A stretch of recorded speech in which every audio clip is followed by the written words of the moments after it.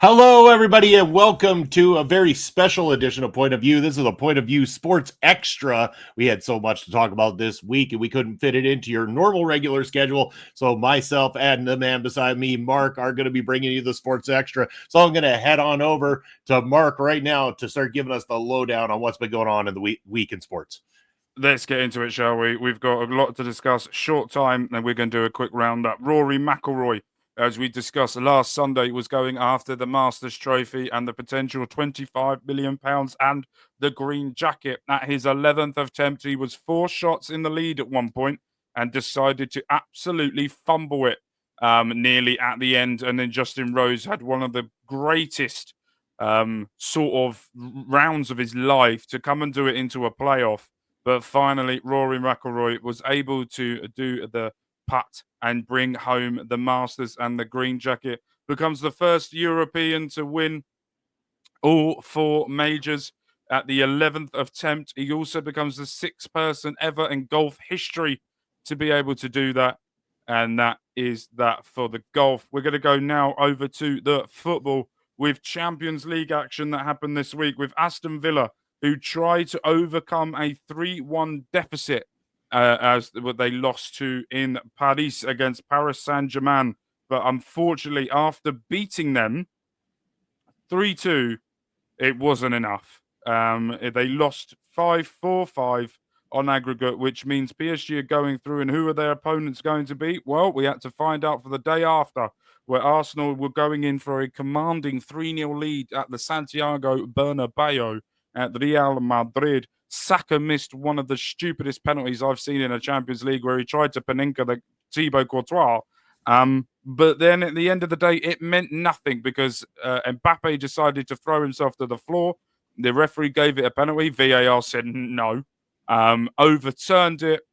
Arsenal scored. Real scored. Arsenal get the goal. They win 5-1 overall against Real Madrid, and it looks like Arsenal are Real Madrid's bogeymen.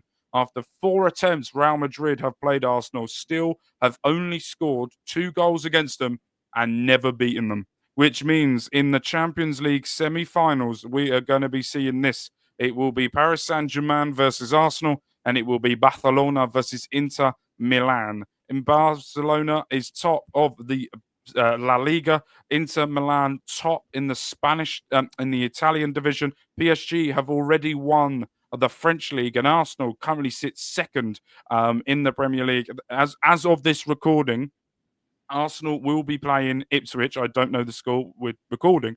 If Arsenal do lose this game against Ipswich and Liverpool win, Liverpool will be crowned champions of the Premier League. But if Arsenal win and Liverpool win, then next week if Liverpool win next week, they will be crowned champions. But we also had a very, very special night that Bobby's emotions are, I can't even explain the messages I got through during this game. At some point, I'm going to put this into like a book or a diary because it is so funny that what he did. Bobby, I'm going to hand it over to you. Manchester United, Europa League, over to you. I can't even begin to explain how many ups and downs happened in that single one game here. So Manchester United versus Lyon in the quarterfinals of the Europa League. We are going into this thing tied 2-2 on the leg 2 going into Old Trafford. And the first half, Manchester United comes out looking like the Manchester United I want them to look like. They looked brilliant, running past the defense, getting goals, doing everything. This looked like a unit that was unstoppable. And then they crumbled in the second half.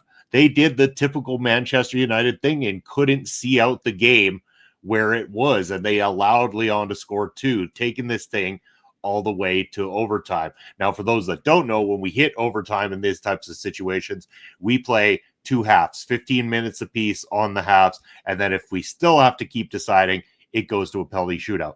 Lyon have gone down to 10 men. 10 men. Manchester United have a man up, and we go into the first half of the overtime, and it's like we were playing the man down because Lyon dominated the game. They came at us with everything, and by the time that first half was done, 3-2 Lyon. Then people start making jokes about Amarim down on his board. He's made all his subs, so what's he doing? Drawing up mathematical equations or something. There was a lot of jokes being flung about what Amarim was up to. And even the commentary, which consists of 3 former Manchester United players, or at least from what I was watching, it was 3 Manchester United former players, were going on and on about, there must be desperate times now that we got to put Harry Maguire up into the number 9 position. Well, desperate times call for desperate measures, and that's exactly what happened. We go 4-2 down to Lyon, and yet somehow we come back swinging. Goal. 5-4 victory in the end for Manchester United. My heart has never hurt this much in one single game. My emotions have never been on such a roller coaster in pretty much ever. It was a game to remember. Don't get me wrong. This was the miracle at Manchester. Now, we are still 2 games away from being able to say that there was a success in the Europa League. But the fact that we got by this one, Lyon's not easy opponents either. We got by this one. We're through to the semifinals. It does get tougher from there, but good God, as a fan, I have something to hold on to still. And if you want to talk about it, from Bruno Fernandes's penalty to Harry Maguire's goal, it was 6 minutes between them for the 3 goals to happen. There was 1 minute between Kobe Mainoo's goal and Harry Maguire. Spurs also won in their game, going to Germany and beating Frankfurt. Unfortunately for Rangers, they lost 2-0 at Atletico Bilbao, where we could have had quite a tasty British semi-final between Rangers and Manchester United. But unfortunately, Manchester United will be playing Atletico Bilbao and Spurs will be playing Bodo Glimt, where we could have an all-English final potentially between Manchester United and Spurs, 2 of the mainstays in the Premier League who have had a horrific seasons for their own standards. Spurs looking like they're going to be getting rid of Ange Postecoglou at the end of the season, with all the hate. Chelsea as well are also into the semi-finalists of the Conference League. They're going in there where they will be playing a Dragogandan. Yep, we're going with that. Good enough. They're going with that. After beating Liga Warsaw in the first leg, they lost the second leg, Chelsea. But they won 4-2 overall.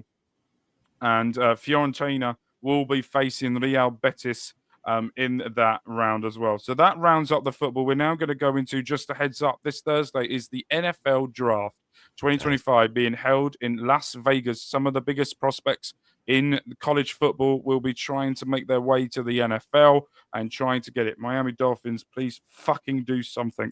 And more on that next Sunday here on Point of View. Yes, we will most probably be talking about the draft next Sunday, where I either cry or I'm happy. More on next Sunday as well, but the start of the NBA playoffs have gone. Minnesota Timbers have already beaten the Lakers in the first round as well. We've had a few. The Indiana Pacers are beating the Bucks, but this is 5 series. It doesn't really, or is it 7? I never know with these anymore. 5 in the NBA, I believe. It is 5. Okay, that's perfect. Yeah. With this, but as of this recording as well, we are gonna. This is the at the moment. This is the playoffs for the Stanley Cup. There is one more round of matches, I think, happening today. But Bobby, give us a little bit. I know you're not massive hockey, but you'll have a much better idea than my little brain. Give us a little bit of understanding of what you think about the bracket for this and where you think this could potentially be going. Well, I think it's really interesting. I mean, we have a lot of Canadian teams in this time around, so the Canadian teams cleaned up nicely. I mean, absent are, two for sure, two if not 3. But it's looking like a strong playoff bracket.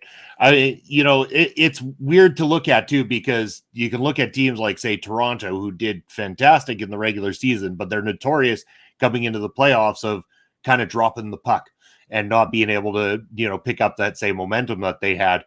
They've got Ottawa in that first round. Then the fact that they have to play either Tampa or Florida in the next one, if they get through, could be a tough go on that side of the fence.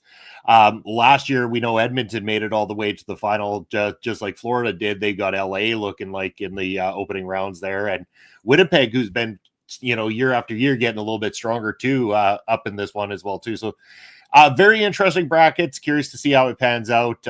It should be a lot of fun again for hockey fans going into this. A lot of absentees that people would have seen in here a long time. Like, to not see the Boston Bruins in the Stanley Cup playoffs is a major shock, I'm sure, not only to Bruins fans, but to hockey fans everywhere. Yeah, and then we could discuss that a lot more, but coming up for you quickly, just a quick, we're coming up to, in the moment, about amount of hours, it will be the Saudi Arabian Grand Prix here in Formula One. Look, Max Verstappen, after a horrific display last week at the Bahrain Grand Prix, will be starting pole with Piastri second, Norris third, Leclerc fourth, Kimi Antonelli fifth, Carlos Sainz in the Williams sixth, ahead of Lewis Hamilton with Yuki Tsunoda, Gasly and Lando Norris, who didn't set a time, will be starting 10th. My money, I'm going to put money on it now. I think Piastri will win. I think Verstappen will be in the top three somewhere, and maybe Russell will be there as well. I don't think Lando can make the gap up unless he's got super boosters on that car. I don't think he can do the time for that, but it will all depend on the Saudi race. The Saudi is a good race. There's a few overtaking spots, two big DRS zones.